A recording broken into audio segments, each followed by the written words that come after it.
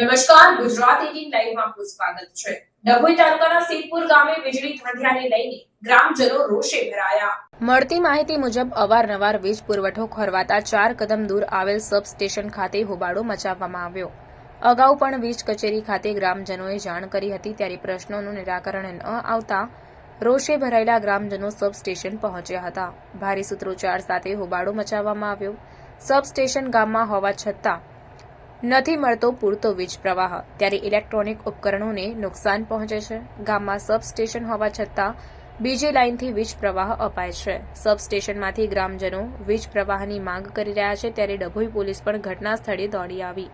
Police આવતા મામલો થાળે પડ્યો હતો અને નિયમિત વીજ પ્રવાહ નહીં મળે તો ઉગ્ર આંદોલનની ચીમકી ઉચ્ચારવામાં આવી છે।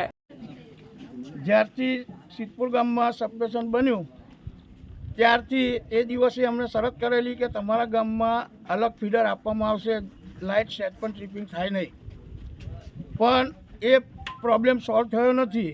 4 મહિનાથી એક ધાર્યું ટ્રિપિંગ રોજનું 40 થી 45 વાર ટ્રિપિંગ થાય છે। કાલે રાત્રે પણ 11 સવારના 5 વાગ્યાથી રાત સુધીમાં 40 વાર ટ્રિપિંગ થયું। રાતે 11 વાગે લાઇટો ગઈ, ફોન કર્યા, કોઈએ ફોન રિસીવ કર્યો નથી। અધિકારી શું કહે છે? અધિકારીઓને પહેલાં પણ અમે ગયેલા, જીબી 2 વાર ગયેલા, તો 15 દિવસની મુદત આપેલી, 15 દિવસની ઉપર 1.5 મહિનો થવા આવ્યો, હજુ કોઈ અધિકારી ભારવા નથી આવ્યો અને કોઈ ફોને રિસીવ કરતા નથી અને કાયમની તકલીફ છે। જય સુધી અમારું આ સબ સ્ટેશન જ્યારથી બનાવ્યું છે ત્યારે પહેલાં અમને આવું કીધું હતું કે અહીં સબ સ્ટેશન બનશે તો તમારા ગામમાં લાઇટો ન જાય, તમને સપરેટ લાઇટ મળશે, પણ એના છતાં અમારા ગામમાં એટલી બધી લાઇટો જાય છે।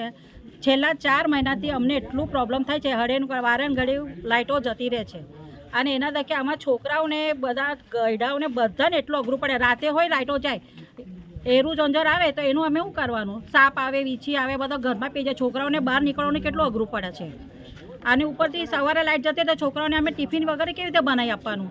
અમારે પહેલાં ઉઠે તો અમારે પહેલાં તો લાઇટ જ જતી રહે, તો છોકરા શું લઈ જાય ખાવા?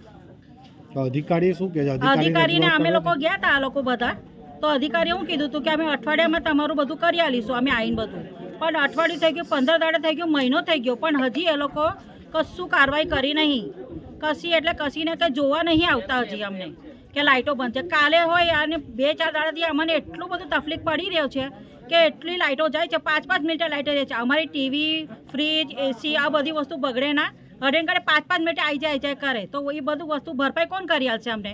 જીબી વાળા કરી આલશે અમને બધું? આમાં ઘરનું કેટલું બધું સામાન હોય, કેટલું મિક્સર વગેરે બધું કેટલું ઉડી ગયું છે, એ કોણ કરી આલશે?